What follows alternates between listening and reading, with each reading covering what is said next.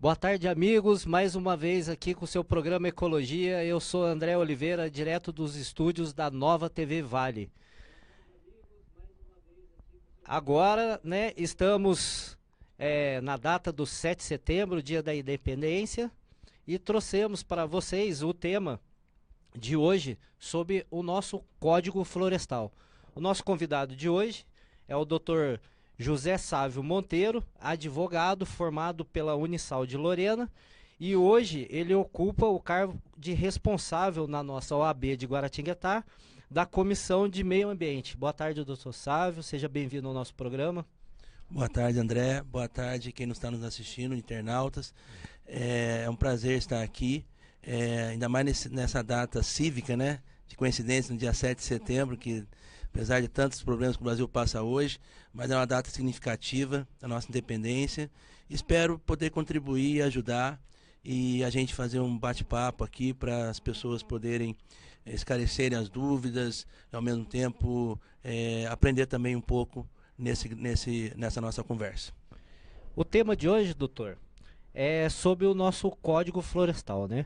Eu estava dando uma lida aqui na parte do direito, como surgiu o Código Florestal, né? Então, rapidamente aqui, o Código Florestal é a lei que institui as regras gerais sobre onde e de que forma a vegetação nativa do território brasileiro pode ser explorado. Mais ou menos quando surgiu o Código Florestal? Então, o Código Florestal, todo mundo pode se lembrar, que foi muito debatido no Congresso, né, quando foi a sua implantação. Demorou até para ele ser sancionado, porque houve uma discussão muito grande, ficou um embate muito grande entre ambientalistas e ruralistas que falavam na época. Mas esse código é um avanço em algumas questões dentro de uma realidade existente no Brasil de hoje. Sempre é bom, como o André acabou de perguntar, olhar um contexto histórico dessa situação. Porque se for olhar por um prisma histórico, a primeira legislação que houve alguma menção à questão de proteção da vegetação foi na época lá até da colônia, quando José Bonifácio, ele era, né, a pessoa que assessorava o Dom Pedro na época, que ele já preocupou em fazer uma legislação protegendo algumas áreas nas propriedades, né? Mas com o advento, né, toda a questão de discussão do Brasil por independência e depois a questão do governo, né, da nossa monarquia e depois com a república, a primeira lei que surgiu foi em 1934, onde houve uma legislação específica para proteger... os barões do café nessa época, né? Então, era a época... A agricultura, né, praticamente... Não, já era Getúlio Vargas, né? Tá. Já Getúlio Vargas houve aquele 1930, né? Certo. Ficou de 1900 e pouquinho, não lembro agora específico, 1, 2 ou 3, até que teve o nosso presidente, né, conselheiro Rodrigues Alves, no começo do século. E depois Getúlio Vargas assumiu, e em 1934... assumiu, deu o golpe, né? Não sei, né? Não existe histórico, né? Houve toda essa tramitação política, né? Mas ele era o presidente na época. Em 1934 ele fez uma lei protegendo a questão dos nossos recursos naturais. Inclusive até nessa época, coincidentemente, paralelamente à questão de proteção de código, essa questão florestal, mas ele criou o nosso primeiro parque, que é o Parque Nacional de Itatiaia. Então, ele teve essa preocupação com essa questão da legislação ambiental na época. Consultando aqui a internet, esse é o decreto número 23 de 793 de 1934. Isso mesmo, é um decreto presidencial, não foi nem lei geralmente passa para o Congresso, mas como era ele foi o golpe, ele era um pouco uma ditadura, né, na época. Ele faz um decreto para estabelecer o código. E passou a ter sua vigência. Posteriormente, passaram-se, acho que uns 30 anos, em 1965, criou-se o antigo Código Florestal, que era até então vigente antes desse novo, que é onde já se falava, já de uma forma mais clara, sobre a questão de APP, de reserva legal, que é a grande questão que sempre evidencia essa discussão do Código Florestal. E aí não é mais um decreto, é uma lei. É uma lei, porque foi feito no caso, através do Congresso, Câmara dos Deputados, Congresso Nacional. É a Lei 4.771 de 1965. Que estava vigente até então, 2012. Ela atualiza a de 1934. Digamos, atualiza e amplia, né? Porque ela, como já passou pelo Congresso, houve uma discussão um pouco mais abrangente e várias questões foram colocadas que não tinham na legislação anterior. Surge, então, os conceitos de reserva legal e as APPs, que são as áreas de preservação permanente. Daí que fica mais evidência essa questão. Reserva legal já existia um pouquinho na anterior, mas fica mais evidente a questão separação. A reserva legal que é a APP, porque elas têm funções distintas, mas as duas protegem, mas com funções distintas. E daí, consequentemente, o código foi ficando um pouco desatualizado diante da realidade e houve um grande debate onde foi necessário criar-se um novo código, que foi o que foi implantado em 2012, depois de muita discussão, como eu falei, que está vigente hoje. Aqui também a gente tem que houve uma alteração na lei em 1986, né? E depois em 1989. Depois ele vira uma MP, uma medida provisória, 2166. E depois vem aquelas leis que vão agora caracterizar o crime ambiental também, né? Então, mas com o tempo, como essa é uma evolução das normas, né? Vamos dizer assim, porque as leis são criadas, muitas vezes a sociedade avança em algumas questões e a lei não acompanha. Outra vez também a lei, ela já pensa um pouco à frente de algumas situações que vão ocorrer. Então, com o tempo, quando a lei não abrange todas as questões, vão surgindo leis paralelas que às vezes modificam um artigo do código, modificam alguma questão do código, como aconteceu também nesse código. Quando foi criada a lei 12.651, ela já sofreu várias alterações. Que ela é a de 2012. Que está vigente, mas já sofreu várias alterações. Algumas leis complementares já surgiram, medidas provisórias mudando, o CAR, principalmente o CAR foi mudado várias vezes, né? Era para ser terminado já a vigência. Que é o Código Ambiental Rural. Que é o Cadastro Ambiental Rural. Cadastro a gente Ambiental pode falar Rural. um pouquinho mais para frente. Certo. Mas o que eu quero dizer é o seguinte, as leis vão sofrendo algumas alterações com o tempo, né? Diante da demanda, diante da necessidade, uma série de questões que estão envolvidas aí. Mas o fato é que, depois de muita discussão, está implantado o novo Código Florestal, que, apesar de muita discussão, é lógico que nunca você vai agradar a todos, né? Não tem como agradar a todos. Mas é uma lei que realmente ela veio no sentido de que ela vem no avanço, apesar de muita crítica que ela tem, mas ela tem um avanço nesse sentido. Então ela está, vamos dizer assim, ela procura adequar algumas questões para poder a gente ambientalmente ficar melhor, né?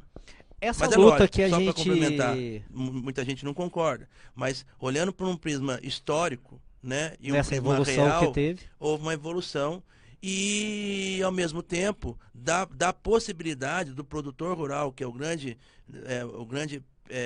vamos dizer, afetado por essa legislação, porque tem a propriedade rural, ele se adequar ambientalmente. Isso é muito importante, porque não adianta só punir. Você tem que dar mecanismo para que ele possa trabalhar e se adequar ambientalmente. E essa lei surgiu nesse sentido. Ela veio a calhar nesse sentido. A gente estava conversando também, doutor, antes do programa entrar no ar, que o senhor vem de família também que é da parte rural, né? A região, o senhor conhece bem a nossa região? Sim, eu sou filho, neto, bisneto de produtor rural. Fui criado em fazenda. Amo viver em fazenda e vivenciei muitas coisas nesse período, desse tempo todo, tanto na época do meu crescimento, como agora também que eu trabalho na fazenda também, no fim de semana. E o que acontece? Vamos pegar aqui para responder a sua pergunta, vamos pegar nosso bioma Mata Atlântica, que é onde a gente está inserido aqui na nossa região. Correto. O bioma Mata Atlântica, ele tem hoje, do original na época do descobrimento do Brasil, ele tem hoje 7% da vegetação nativa que tinha quando houve o descobrimento. De 1500 até agora? Hoje. Desses 7%, 80% está dentro de propriedade privada. Então, o proprietário rural, e muitas da preservação na nossa região, quem preservou é o proprietário. Né? E o que acontece? A nossa região, pouca área são públicas, a maioria é privado, né? E aos poucos, provavelmente a nova geração está tendo mais consciência nessa questão ambiental e já foi feita até pesquisa pela Embrapa, um organismo que é uma entidade séria, uma entidade de pesquisa nacional. Hoje, na nossa região do Vale do Paraíba, houve um aumento de vegetação nos últimos 30 anos. Isso já está... A área degradada vem sendo recuperada, E então. também a área degradada, ao mesmo tempo também áreas de recuperação, porque hoje as pessoas têm mais consciência de trabalhar nesse sentido, né? Porque a importância que é da preservação, tão quanto uma outra produção que possa ter na propriedade. E a nossa região tem que trabalhar nesse sentido, porque a maioria é de propriedade particular, né? Então, você tem que procurar meios de não encarar o proprietário como vilão. Ao contrário, ele é um parceiro. Porque você tem preservado até hoje algumas questões, quem preservou é o proprietário, né? Então, a nossa região, ela tem muito desse lado, porque a maioria das áreas que são de preservação e áreas de mata nativa são particulares. Poucas são públicas. Existem áreas públicas, mas não são a maioria. Então depende muito do proprietário a preservação que ele tem da sua área, né? Com Então, certeza. por exemplo, a gente estava conversando, as famílias vêm de geração em geração explorando o local, mas agora eles estão fazendo uma conservação através do conhecimento de tudo que eles têm, principalmente das leis, para não se pagar multa, não correr em crime ambiental, e eles têm o apoio de profissionais da área. Sim, mas podemos avançar um pouquinho mais. A gente que trabalha nessa área, e não só nessa questão de Código Florestal, mas trabalha numa questão de meio ambiente por inteiro, eu sempre falo, né, quando eu vou nas conversas, nas palestras, o quê? Matéria de meio ambiente, matéria de preservação, eu posso pegar como exemplo a minha geração, né? Que não é uma geração que está em trânsito, vamos dizer assim. Não é a geração dos meus pais, que cuidavam da área, né? A geração dos nossos pais, nem a geração dos nossos filhos que estão vindo. Nós que estamos em atuação, vamos dizer assim, né? Porque se passa mais ou menos a história que as gerações passadas vieram degradando Então, bastante. mas é isso que eu né? quero falar. É justamente isso. Houve uma degradação, mas a questão de momento existente. Por quê? Porque o Fator econômico? fator econômico, o próprio governo incentivava, né? Ao mesmo tempo que o governo põe, ele tira, né? O governo tinha leis que incentivavam você a desmatar. Basta ver a Transamazônica. O governo incentivava, dava terra para as pessoas e ele mesmo foi lá e abriu tudo. Entendeu? Não foi E deixou mal acabado, né? Não terminou o projeto. Ocupar lá a região norte. Muita gente veio do sul, foi para lá. Esse avanço centro-oeste, a riqueza que tem de agricultura, é tudo sulista, né? Gente que fez um Eldorado, uma nova terra, incentivado pelo governo, né? Então o governo, a própria lei da Várzea, o governo em 1900, não sei agora especificamente, mas mais ou menos de 60, 70, ele incentivava a desmatar as várzeas. Tinha o projeto Rondon também, Então, o né? Rondon é no norte, né? Mas o governo aqui na região incentivava a desmatar as várzeas para poder ocupar a implantação. Então o governo faz política, incentiva os proprietários, dava até dinheiro para isso. A pessoa ia lá no banco, pegava dinheiro, crédito do governo para fazer isso. O famoso crédito rural.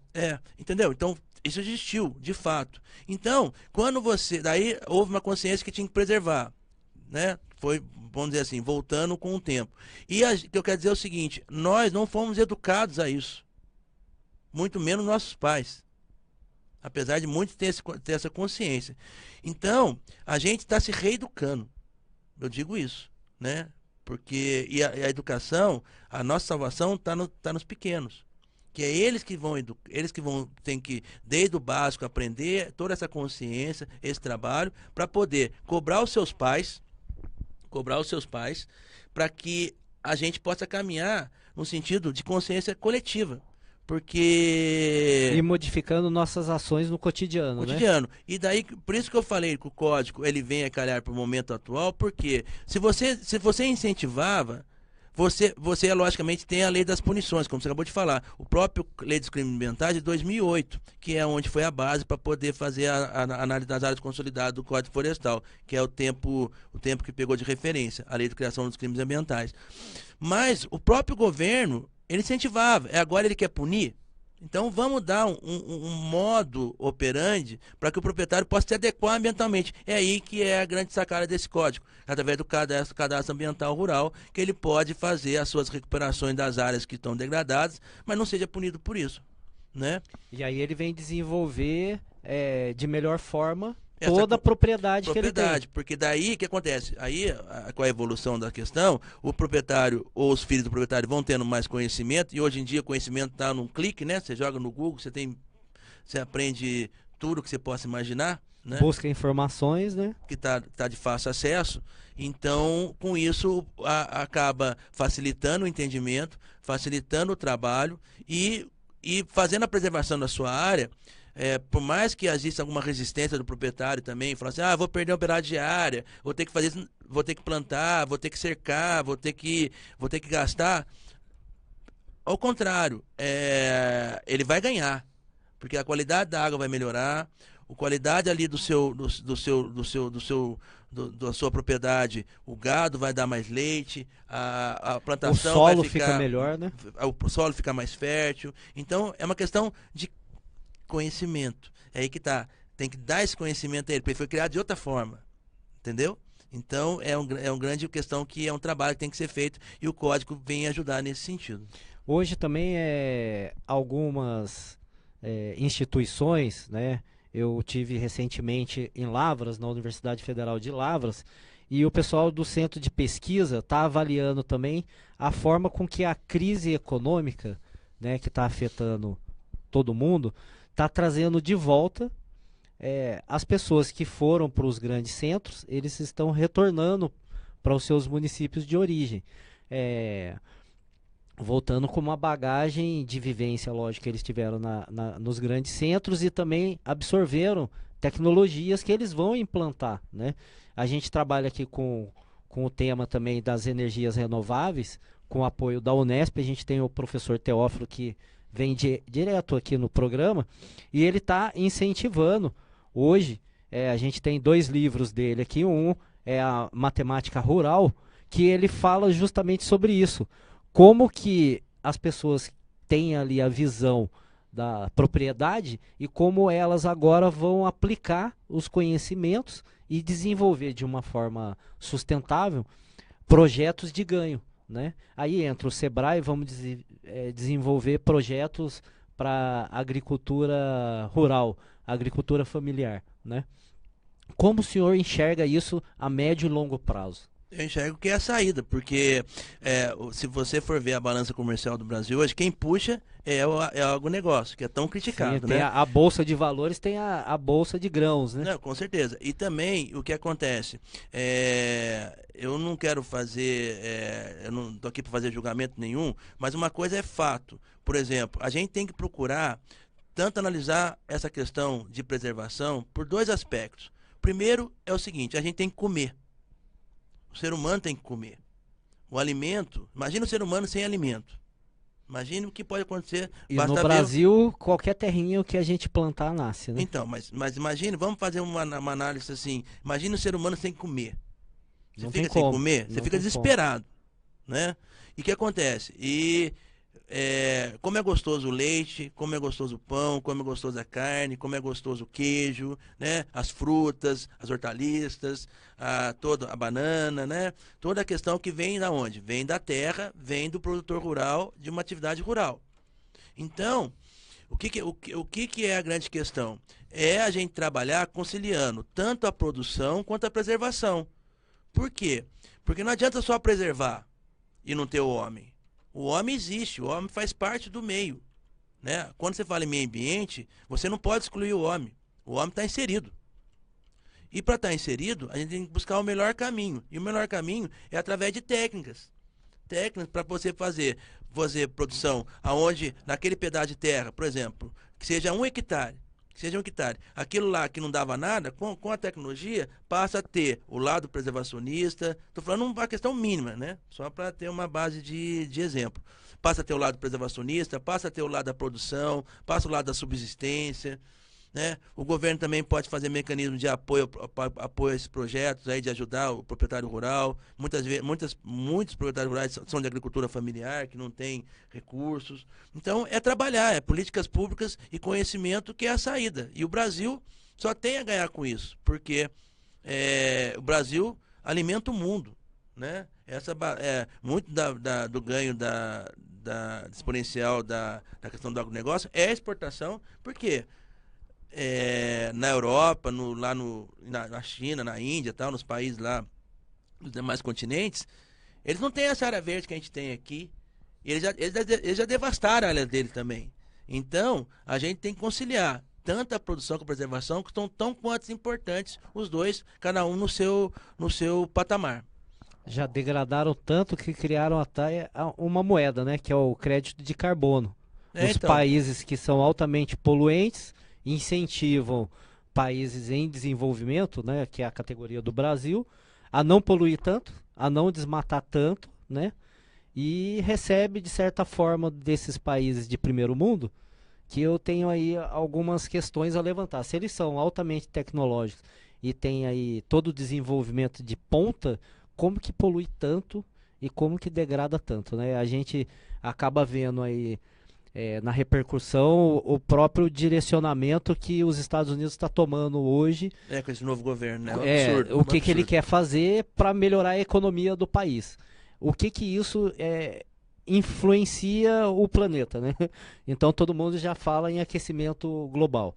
Então eles olham o nosso país como se fosse A salvação. o pulmão do mundo. Então se cobra do nosso governo uma legislação mais rápida que atue, Mais restritiva. que venha atuar juntamente com o Código Florestal, né? Mas que encontra, vamos supor aí, hoje eu faço uma análise, a gente tem aí no Congresso, no Senado, uma bancada ruralista, que eu vejo eles como não só aqueles que querem ganhar a qualquer custo, mas eles também tentam ser um meio de campo. Eles defendem os interesses dos agricultores que produzem em larga escala, vamos dizer aí, o pessoal da soja, né? Cana-de-açúcar.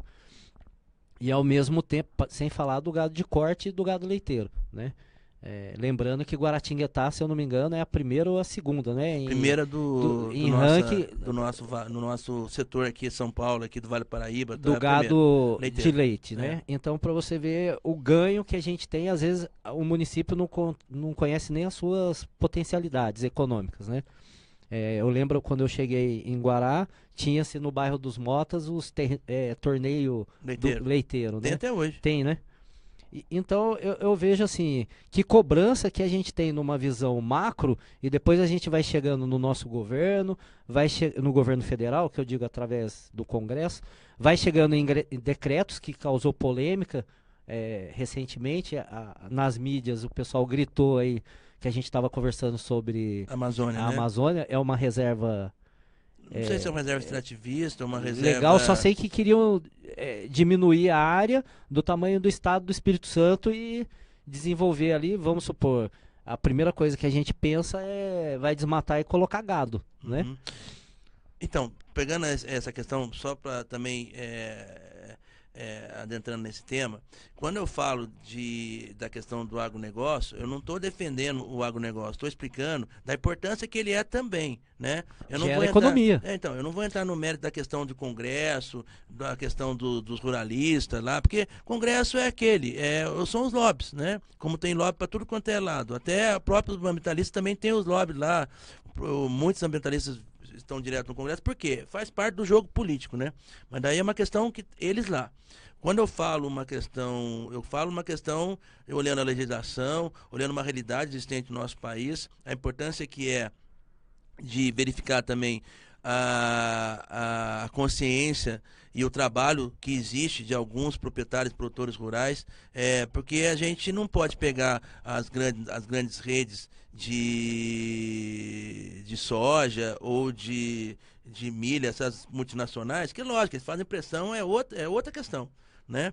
E esse debate que você falou aí do que ocorreu na Amazônia, é importante ressaltar o seguinte, que lá a discussão foi do quê? É que lá era uma área de proteção, que era uma unidade de conservação que foi criada pelo governo. Salvo engano, não sei se foi pelo Fernando Henrique Cardoso ou foi do ex-presidente Lula. Eu sei que foi criado, eu também não sei se foi pela Dilma, agora me falha a memória. Eu sei que foi criado várias unidades de conservação nessa área lá na Amazônia. E o que o Temer estava querendo fazer, porque a unidade de conservação, que é outra coisa fora da questão do Código Florestal, que são espaços legalmente protegidos, né? É outra legislação, que é o SNUC, que é Sistema Nacional de Unidade de Conservação, que não é o Código Florestal. Essa unidade de conservação se cria por decreto, né? Ela não passa pelo Congresso. Ela pode ser tanto federal, estadual ou municipal. Então, de repente, há um estudo que foi analisado que aquela área é importante para a preservação, ela é de beleza cênica, ela tem um caráter que tem necessidade de uma proteção para as futuras gerações. Então, o governo vai lá e decreta, né? Através, logicamente, se é área particular, ele faz um processo desapropriatório e por aí vai. E dentro dessa reserva aí, coincidentemente, tinha uma reserva indígena, né? E logicamente, o Brasil, o solo é rico de questão de nutrientes para a questão da agricultura, mas também é muito rico em minério, né? Eu não vou na Amazônia, não. A própria Mantiqueira é rica em minério, né? Por isso que é importante da preservação dela também. Então, com isso, logicamente, começam as pressões, né? As pressões dos interesses, né? Do jogo aí político que existe. E nesse caso, parece que o Temer estava cedendo para a questão de exploração de um minério que tem muito de forma enriquecedora, né? Lá naquele local. E, logicamente, ele estava diminuindo o espaço da reserva para que fosse ser explorado isso. E isso, no meu entendimento, também não tem sentido, porque vale mais a preservação do que explorar o minério. Se você diminuir uma área que já é protegida para exploração comercial, eu não comungo desse tema também. Agora, o que acontece é o seguinte, porque depois que se explorou, não volta mais. Não tem como remediar, né? Não tem, porque se você vai tirando um pedaço da terra, você vai explorando, como é que você vai remediar aquilo? Não tem como, não existe técnica suficiente para isso. A própria natureza, ela tem o tempo dela para voltar ao processo de... Mas nesse caso de exploração, como você vai tirando em larga escala, né? Isso aí se trata de milhões de anos, uma coisa, formação degrada rapidamente, cenozódica, né, geológica, tal, afeta não tem todo como. o sistema. E nesse caso, por isso que houve essa questão desse levante aí natural, porque todo mundo se revoltou, porque você estava tirando um pedaço de uma área que já está protegida, legalmente protegida, para poder fazer uma exploração comercial. Tá bom. Agradecer a participação de todos, né, doutor, através aqui das redes sociais. A Joana Martins dá boa tarde pro senhor, falando que o tema tá bem agradável. A Paula Fernandes, ao Miguel. E queremos dizer para você, quer mandar o seu e-mail pra gente? Programa Ecologia Nova TV Vale, programa ecologia @novatvvale.com. A gente vai entrar rapidamente aí no nosso intervalo pelos nossos patrocinadores e já estamos retornando com o nosso entrevistado, o Dr. José Sávio Monteiro, advogado aqui pela nossa OAB de Guaratinguetá.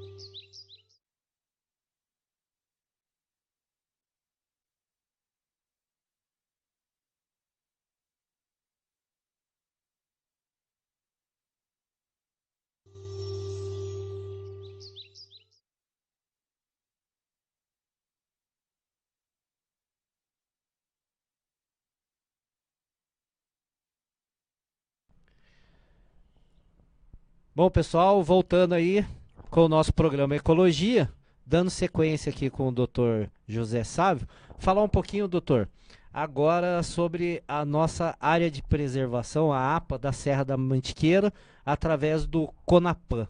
Explica um pouquinho pra gente esse projeto aí dessa área de preservação através do Conselho da APA. A APA da Mantiqueira é uma unidade de conservação federal, que ela foi criada em 1985, na época do governo Sarney, e ela abrange os 3 estados aqui na nossa região, São Paulo, Rio e Minas, no sentido de proteção da área da Serra da Mantiqueira. Ela tem um sentido de proteção do espigão central, das belezas cênicas dessa área, e ela envolve mais de 30 cidades, envolvendo Rio, São Paulo e Minas, né? E essa APA, que é essa Unidade de Conservação Federal, ela é de uso sustentável. O que é isso?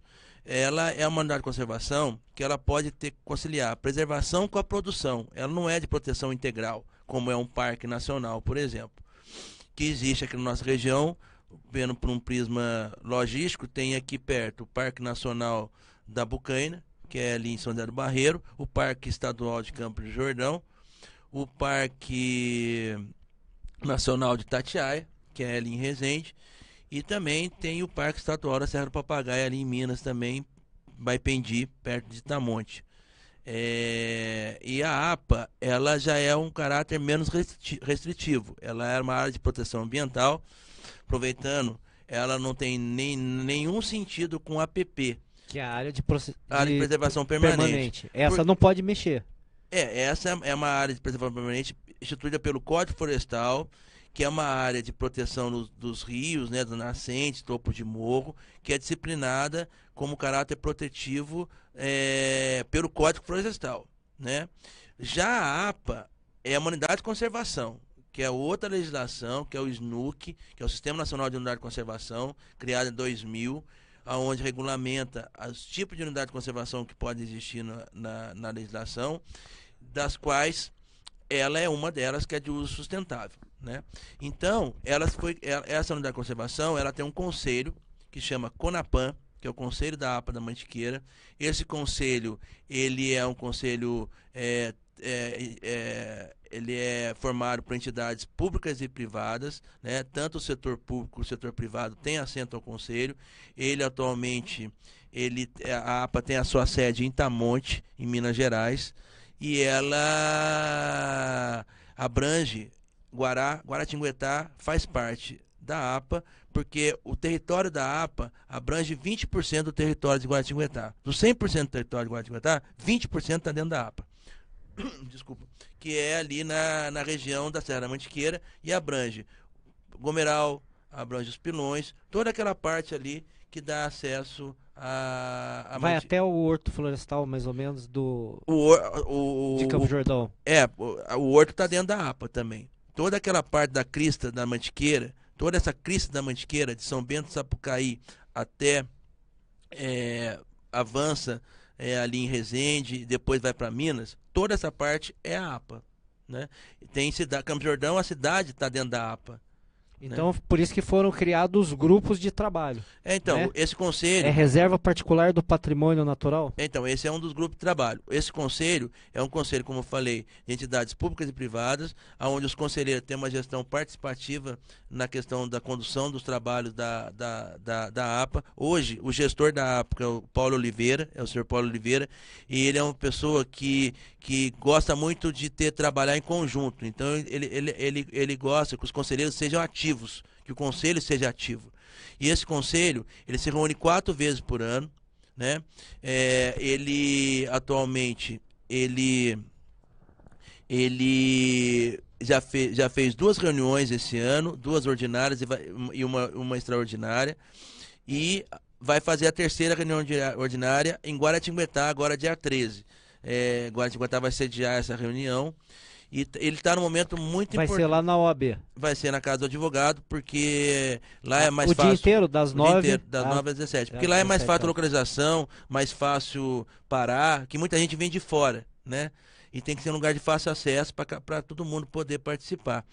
E é um conselho bem plural, né? Tem diversos segmentos, tanto na questão pública quanto na privada, várias entidades, sindicatos rurais, entidades ambientalistas, ONGs, associações, moradores. A Associação do Gomeral tem uma cadeira lá, a Prefeitura de Guaratinguetá tem uma cadeira no Conselho, prefeituras, governos, outras unidades de conservação como parques e ao mesmo tempo universidades, tem assento no conselho, a entidade rural tem assento no conselho. É um conselho bem plural mesmo. Bem democrático para todo mundo poder ter a sua ação, né? Os conselhos, o CBH também tem um assento lá, que é o Conselho da Bacia Hidrográfica. É bem plural, justamente para enriquecer o debate, né? Porque quando você envolve meio ambiente, você não pode falar de uma coisa única, você tem que falar como um todo. Porque todos têm direito à participação e, ao mesmo tempo, à sua fala. E esse conselho, justamente para focar algumas questões, ele instruiu alguns temas prioritários para poder trabalhar com os conselheiros. Aí foram criados grupos de trabalho, no qual foram criados grupos de trabalho do GT Montanhas, da questão de muito acesso às montanhas, né? Então, para trabalhar isso aí, as corridas de montanha também chamaram muita atenção nisso aí, né? Tanto as pessoas que vão para o lazer, o movimento lá em cima é muito grande, provavelmente essa época aí hoje é um ano inteiro, mas a maioria das vezes é de março até setembro, é uma época que muita gente está lá em cima e está tendo um processo um pouco de degradação lá, porque as pessoas, infelizmente, muitos não têm consciência da importância da preservação lá, porque lá em cima na Mantiqueira, ela é de beleza cênica, ela é de vegetação de caráter endêmico, só tem lá. Então, se você depreda, não tem Qualquer volta. ato que você deixa, uma garrafa de água, um saco resto de plástico... o resto de alimento é problema, os ratinhos lá começam a mudar a forma de comer, entra dentro da barraca. Você altera todo o sistema que era para ser preservado. Com certeza. E nós não temos um sistema de educação ambiental para esse turismo ser mais consciente? Então, esse trabalho, os GTs servem para isso, para poder verificar os problemas e começar a analisar e como trabalhar isso aí. Então, tem o GT Montanhas, tem o GT RPPNs, que é outro tipo de unidade de conservação também, só que ela é particular, porque... como eu falei, todo o território da APA está em área particular, então você tem que trabalhar com essas áreas que são as áreas que são protegidas pela Reserva Particular de Patrimônio Natural. Falando um pouquinho disso, foram feitos levantamentos, existem 50 reservas particulares dentro da APA. Então, isso ajuda muito a gestão da APA, porque são áreas já protegidas. Porque uma RPPN é como um parque, só que é particular. Então, ela é protegida de caráter integral. Então, isso ajuda também no processo de gestão da própria APA em caráter protetivo das suas áreas. Tem o GT Mineração, que está discutindo algumas questões da questão minerária, que tem muita questão minerária na Mantiqueira, né? O GT Boas Práticas, que é um trabalho de fazer com que o proprietário ele passe a ter prática, é aquela questão da educação. Ele passa a ter boas práticas para poder fazer o seu trabalho lá na sua propriedade. E a ideia é constituir um selo para poder dar um valor agregado, quem se adequar a isso, para ter um maior valor o seu produto de uma forma ambientalmente correta, né? Seria uma ISO, né? Quase. De certa forma sim, mas uma coisa meio chancelada pela APA, né? E até dar valor agregado à sua produção, porque quanto mais ambientalmente correto você for, mais, de repente, valoriza o seu produto, né?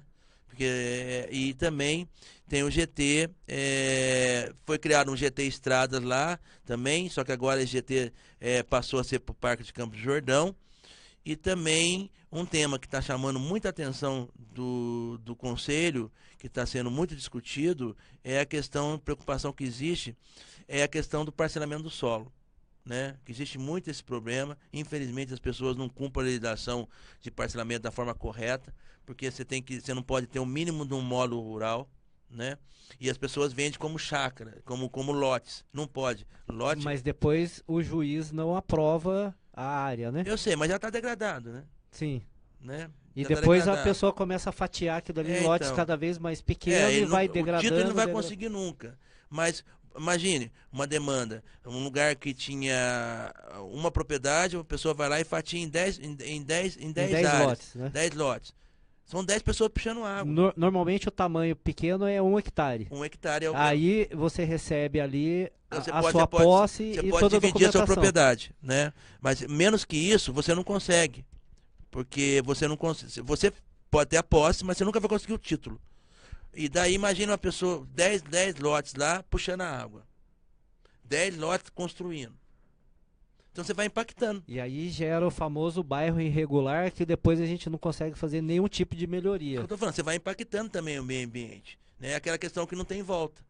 Então, preocupa muito, então a gente vai trabalhar muito sobre isso. Mas o mais importante, o que está acontecendo no CONAPAN hoje, tanto na APA Mantiqueira como o CONAPAN está participando efetivamente, que ela está no finalização do seu plano de manejo, que é o grande documento que vai nortear a APA para o futuro dela, aonde vai poder ter todo o estudo que está sendo feito, que está sendo concretizado, para saber o que pode e o que não pode fazer dentro dela. Então vai definir, como se fosse um plano diretor de uma cidade, né?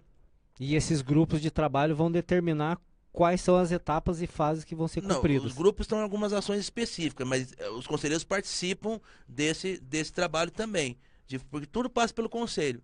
Tem uma equipe de trabalho que está mais à frente, trabalhando com isso. Uma empresa também, uma empresa de consultoria também que ganhou um edital, foi até um recurso da GEVAP, que conseguiu. Está na terceira etapa, a etapa final. Já foi feito 2 etapas. Primeiro o estudo preliminar, depois o estudo socioeconômico, diagnóstico socioeconômico, cultural e econômico da APA. Foi feito reuniões locais e agora está na fase final de trabalho de concretização desse projeto.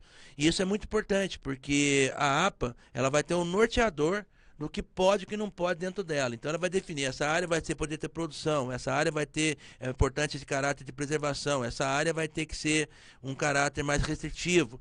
Vai definir conforme os estudos que estão sendo criados. E essa reunião em Guará vai ser apresentado uma parte desse trabalho para o Conselho. E essa reunião Dia 13 agora. vai ser bem importante nesse aspecto. E voltando falando da reunião, a reunião do CONAPAN é pública. Guará está sediando essa reunião.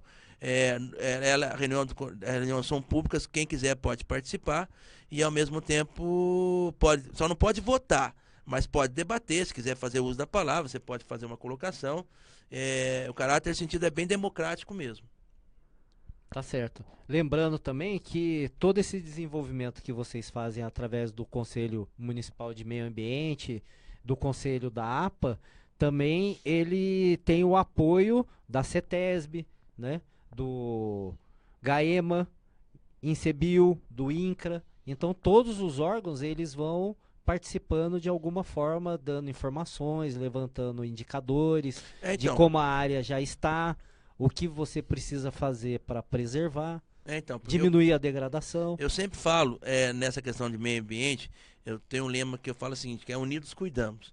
Porque tudo se insere numa questão de caráter de preservação e de conservação.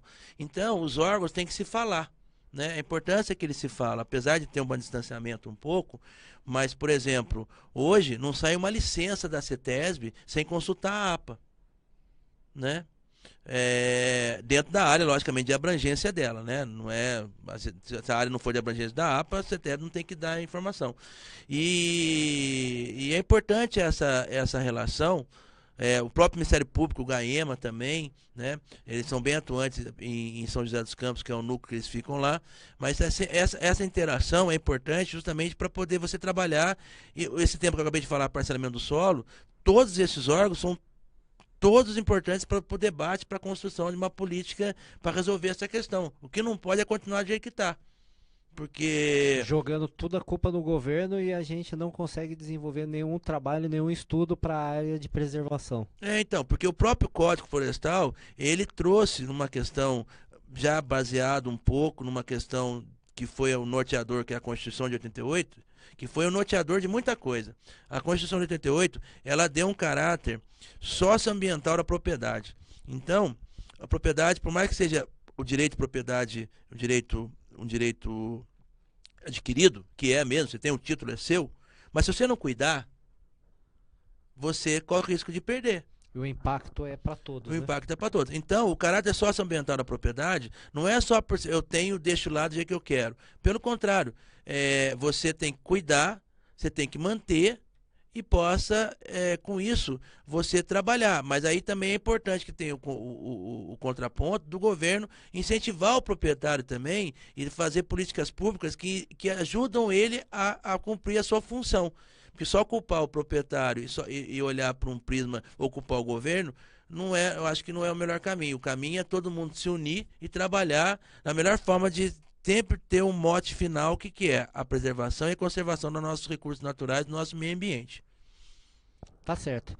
Aproveitando aí agora, pessoal, a sua participação através das redes sociais, entre em contato com a gente pelo nosso Facebook da Nova TV Vale e através do nosso e-mail programaecologia@novatvvale.com. Nós vamos chamar o nosso break rapidinho através dos nossos patrocinadores. Já estamos de volta com o nosso entrevistado de hoje, o Dr. José Sávio Monteiro.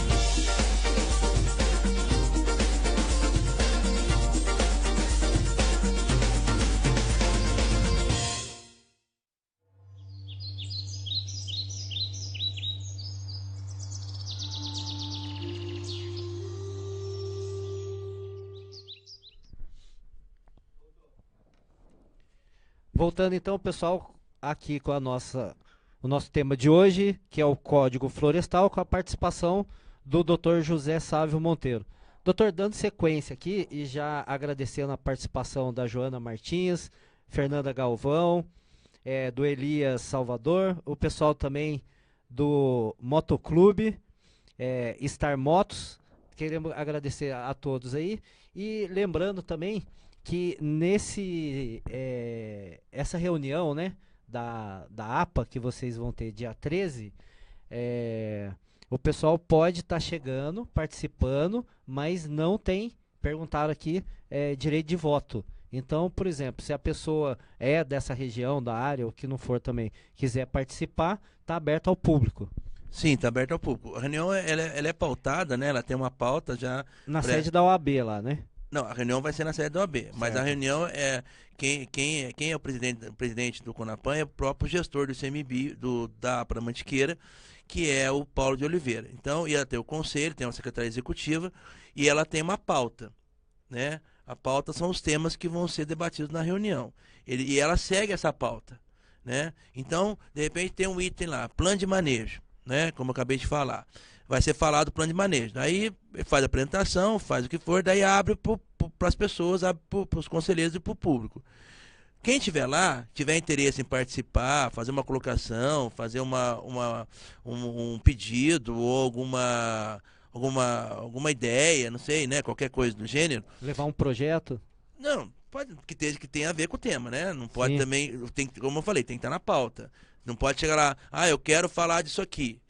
Não, tem que estar na pauta. Não tem nada a ver com o tema lá na hora. Pode sim, depois, no final, pedir uma palavra, como informes e tal, querer fazer uma colocação, mas daí tem que ter uma autorização do conselho, né? Pode falar sim dos temas que estão em pauta, mas de um tema que não for da pauta, não se pode falar. E por que não pode votar? Porque quem vota é só o conselheiro. Porque ele como eu falei, é um conselho plural, que tem os conselheiros já constituídos através de uma seleção que foi feita no processo eleitoral. Houve uma renovação agora no começo do ano, e esse conselho está atuante, e só os conselheiros que têm poder de direito de voto. E mesmo assim, só os titulares, o próprio suplente, se o titular estiver lá, quem vota é o titular, não é o suplente. Porque tem titular e suplente, cada cadeira. Então, a reunião é aberta ao público, é sempre bem-vinda a participação de todos, que enriquece o debate, mas dentro dos temas que são colocados como itens de pauta. Correto. Doutor Sávio, como que o senhor vê aí a nossa região agora, nesse processo que houve um pouco de desmatamento e degradação? Quanto tempo, mais ou menos, o senhor acha que a gente vai ter aí pela frente para estar recuperando a médio e longo prazo essas áreas que foram degradadas? E a gente tem incentivo do governo, temos verbas através do Ministério do Meio Ambiente, da Secretaria de Governo do Estado, chega através do governo do Estado, chega essa verba para a prefeitura, ou seja, o prefeito consegue remanejar a verba para desenvolver projetos? Então, tempo... É difícil a gente falar em tempo, né? Porque não Pelo dá para prever. 30 anos, né? Não dá para prever tempo. O que eu posso dizer é o seguinte, é que com tudo que está acontecendo hoje, essa mudança de paradigma na questão da importância da preservação, da conservação, a própria como, vamos dizer, como linha de tempo, que foi a Constituição Federal, que mudou bastante esse conceito e deu um caráter social e ambiental para a propriedade, ela abriu brecha para o governo fazer políticas públicas no sentido de também trabalhar isso aí. E com o advento, com a criação do novo Código Florestal, muitas ações foram implementadas e vamos dizer assim, estabelecidas em normativa legal, que são os artigos do Código, e com isso dá margem para os governos trabalharem. Podemos separar duas questões. Existe a questão disciplinar pelo Código Florestal e também existem trabalhos e valores, projetos que podem ser apresentados em várias entidades, como o Comitê da Bacia Hidrográficas, como a GEVAP, que é o do Rio Paraíba do Sul, que envolve os 3 estados ali, que é em Resende, o comitê é em Taubaté, que é do Rio Paraíba do Sul, que é estadual, e a GEVAP é federal.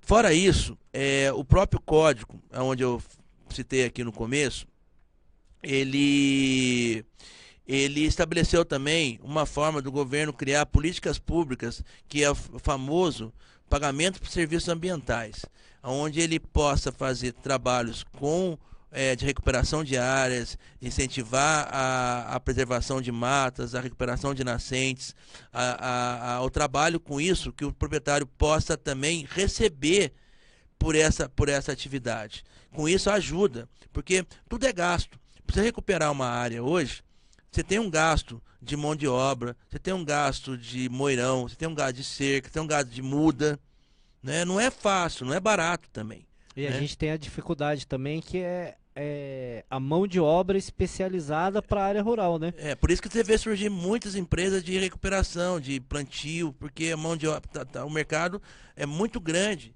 e ao mesmo tempo ele vai só aumentar, porque as pessoas, os proprietários, vão ter que recuperar suas áreas de acordo com o novo Código Florestal. A gente acabou não falando, né, porque é tanto tema florestal, que a gente pode falar que são temas interessantes, mas, por exemplo, o cadastro ambiental rural que surgiu no Código Florestal, ele serve para o governo e o proprietário ter uma noção de como está a sua propriedade hoje. Aí, vamos dizer que tem áreas que têm que serem recuperadas. Aí ele vai fazer o trabalho que é o Programa de Regularização Ambiental, da qual o governo ainda vai trabalhar com isso ainda. Por enquanto está na fase do CAR, que é o Cadastro Ambiental Rural, que todas as propriedades têm que ter cadastrada lá no sistema lá que o governo implantou. Vai gerar um censo rural? De certa forma sim, né? É um ato declaratório, é como se fosse um imposto de renda. Você vai lá e declara o que você tem. Aí o governo vai ver, dentro da questão da legislação florestal, o que você precisa fazer, o que você tem, se você está adequado ou não. E se você não estiver adequado, você vai ter a chance de se recuperar. Ele vai te dar um prazo. Que são os 20 anos para você se recuperar. Então, por exemplo, você tem uma área lá, tem uma nascente. A nascente está descoberta, você vai dar um prazo para você se recuperar. Né? Você vai fazer o PRA, que é o Programa de Regulação Ambiental. E daí você vai ter umas normativas para você seguir. Né? E o que acontece? Só que custa. Né? E vai tirar dinheiro da onde? Muita gente tem condições, outros não. Aí a importância dos projetos que existem, né? Os comitês, a GEVAP, o próprio governo também está criando política pública de pagamento de serviços ambientais. Agora, recentemente, saiu agora da Secretaria de Meio Ambiente do Estado de São Paulo, agora, em agosto, saiu uma norma que o governo vai trabalhar, já tem um projeto Nascentes, que é um projeto interessante, de recuperação de áreas que existem, que pega áreas degradadas e empresas que têm passivo ambiental, que provavelmente multa ambiental, eles são obrigados a pagar esses passivos nessas áreas que precisam ser recuperadas. Então o proprietário já é uma forma do proprietário não pôr a mão no bolso, certo? Ele vai lá, cede a sua área, que precisa ser recuperada, e a empresa que tem passivo ambiental vai e faz o trabalho. Né? Esse projeto Nascente, o Programa Nascente do Estado de São Paulo, é um programa bem interessante nesse sentido. E agora também saiu uma normativa, que é uma resolução, do qual o governo vai pagar para quem fizer o seu processo de recuperação da área degradada, tanto na APP quanto em nascentes, para que você tenha incentivo para você fazer. Então você vai fazer e você vai receber por isso, né? Que é uma forma também de conciliar a produção com a preservação, porque o proprietário tem que ter um ganho, porque ele protege no sentido coletivo, mas de certa forma ele também merece receber um apoio financeiro e ter consideração para esse trabalho que ele está fazendo. Porque o trabalho é para a coletividade. Então são políticas públicas que estão surgindo de forma que está mudando o paradigma. O vilão passa também a ser o parceiro da preservação. Mas para isso você tem o governo dar subsídios. Então é uma questão que cada vez mais vai crescer. Cada vez mais, digamos que eu acho que não tem volta, está até para sair um projeto de lei federal de pagamento de serviços ambientais que vai unificar toda essa legislação a nível de Brasil, que é mais uma lei ambiental que vai surgir, que não vai mudar o código, mas vem dar amparo a muitas ações nesse sentido. E já que eu falei em pagamento de serviços ambientais, Guaratinguetá é uma cidade que tem um programa pioneiro nisso, né? O programa Produtor de Águas. Esse programa foi o primeiro do estado de São Paulo. Existia. Saiu pela ANA, né? Pela Agência Nacional então, de foi um projeto que a ANA que deu um suporte na Agência Nacional de Água, mas é um programa pioneiro e super interessante, que ele remunera o proprietário em 3 questões: para o solo ficar mais rico, né? Não ter muita degradação, para o proprietário que tem a floresta em pé e recupera a sua área.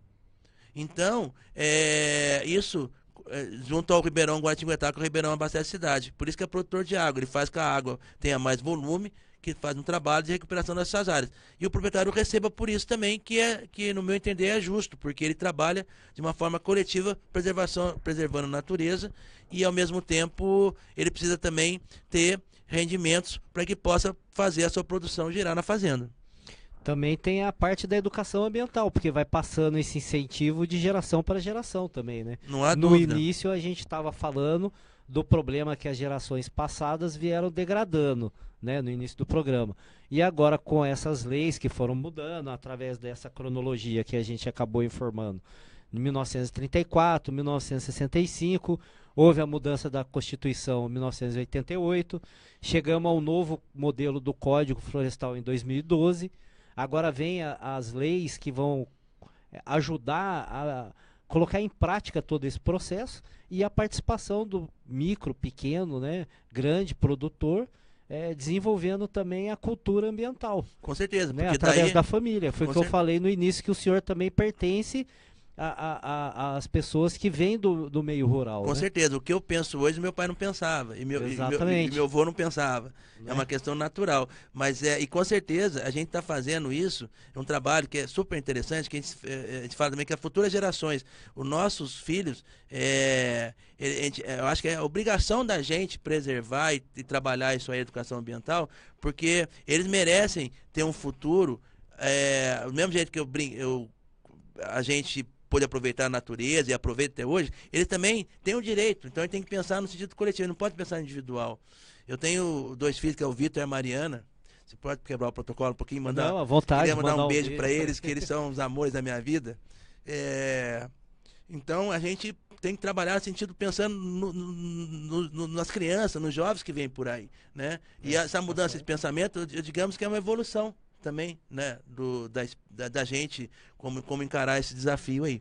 A gente vê até o senhor falou do Rio Paraíba, né, do Ribeirão, tudo, nessa época de calor que a gente vai fazendo a transição, como é bom ir para as Pedrinhas, para os Pilões. Não é gostoso? Né, para o bairro dos Motas. Né, curtir lá os ribeirões e tal. Né? Imagina se isso acabar. Né? E aí vem a degradação, começa a derrubar tudo que tem, não há preservação ali dos veios de água.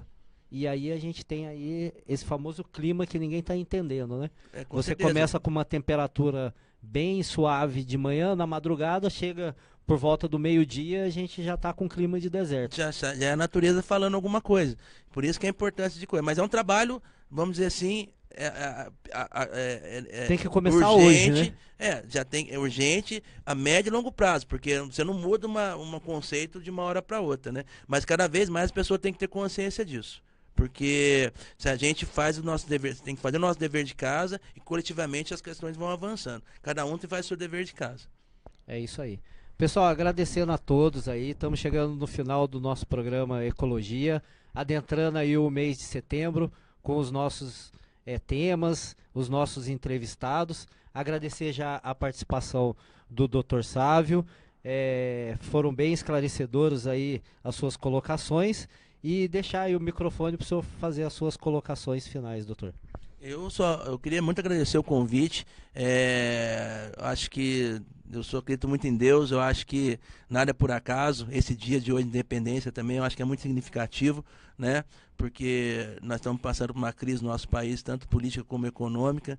E eu acho que a gente, como cidadão, a gente tem que trabalhar no dia a dia. Cada um fizer o seu papel, cada um fizer a sua parte, não pensar de forma individual, mas pensar coletivamente, a gente tem grande chance de fazer com que a gente haja uma melhora do mundo, haja uma melhor preservação.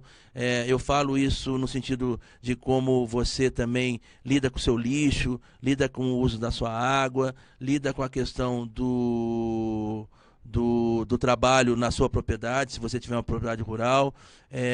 A importância que de plantar uma árvore, de ter uma árvore como sombra, de trabalhar essa questão ambiental, que nossos recursos naturais são finitos. Ele não pensa que dura a vida inteira.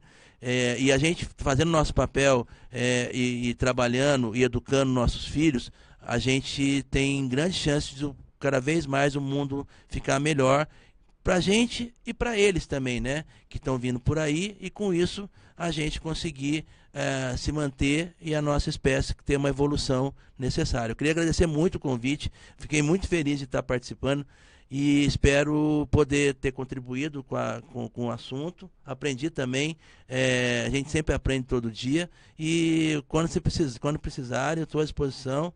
E eu vou terminar falando uma questão que eu sempre falo: unidos cuidamos para as futuras gerações. Isso é muito importante. É isso aí, pessoal. Programa Ecologia sempre trazendo aí o que tem de melhor na participação dos nossos colaboradores. Quando a gente iniciou esse projeto através do programa na Nova TV Vale, foi dar oportunidade a pessoas como o Dr. Sávio, ao professor Teófilo, né, o pessoal do Parque das Nascentes, a trazer essas informações e dizer que Guaratinguetá também está atento em tudo que está acontecendo com o nosso meio ambiente, na nossa Serra da Mantiqueira, Serra do Mar, né, a nossa região. Já faço aqui também, doutor, o convite para o senhor estar retornando aí, né, na nossa agenda. A gente vai entrar em contato com o senhor para o senhor voltar aí, já também dizendo o que aconteceu dessa reunião do CONAPAN, né, da APA, e ver os resultados, né, que a gente já tem aí para esse ano de 2017. Entendi, agradeço. Eu queria também aproveitar a oportunidade de parabenizá-lo pelo programa, porque quanto mais você fala, é um trabalho também de educação ambiental que vocês fazem. Quanto mais a gente fala de meio ambiente, mais de proteção, isso ecoa de uma forma para a coletividade, as pessoas vão tomando mais consciência, e isso só tem ganho, né? Isso é muito importante, porque várias questões que são debatidas, o debate sempre é rico. E sobre a questão da reunião do CONAPAN, eu queria agradecer de ter feito um convite para eu voltar. Estou disponível, e também convidá-los também, se quiserem participar da reunião, né? Vamos lá também. Participar lá, conversar lá com o chefe da APA. Garanto que ele vai estar disponível para conversa. E aproveitar também que também, não só nessa reunião, mas dia 26, a gente não pode falar, que é um outro tema, mas só para falar meio de forma rápida, dia 26 de setembro, Guará também vai sediar uma outra reunião, que não era o CONAPAN, mas tem envolvimento também do GT, RPPN do CONAPAN, que é com o GT Mantiqueira, que é a Secretaria de Meio Ambiente do Estado de São Paulo, que é um projeto de preservação da Serra da Mantiqueira, e vai falar sobre a questão das RPPNs, da importância dele na conservação voluntária dessa beleza cênica que a gente existe na Serra da Mantiqueira aqui, de grande importância da biodiversidade para todo mundo. Então, também segue o convite, dia 26 de setembro, a gente está fechando o local, eu posso avisar depois, deve fechar essa semana o local, mas vai ser em Guará, e vai falar do tema RPPN, que é importante questão sobre o caráter da proteção e da preservação da natureza. É isso aí, pessoal. Agradecendo a sua participação. Lembre, você pode entrar em contato com a gente através do nosso e-mail, programaecologia@novatvvale.com. Eu sou André Oliveira, com mais um programa Ecologia. Lembrando que estaremos no mês de setembro, todas as quintas-feiras, a partir das 16 horas. Muito obrigado e um feliz feriado através do nosso 7 de setembro. É isso que a gente deseja pela nossa Nova TV Vale. Obrigado e boa tarde para todo mundo. Boa tarde.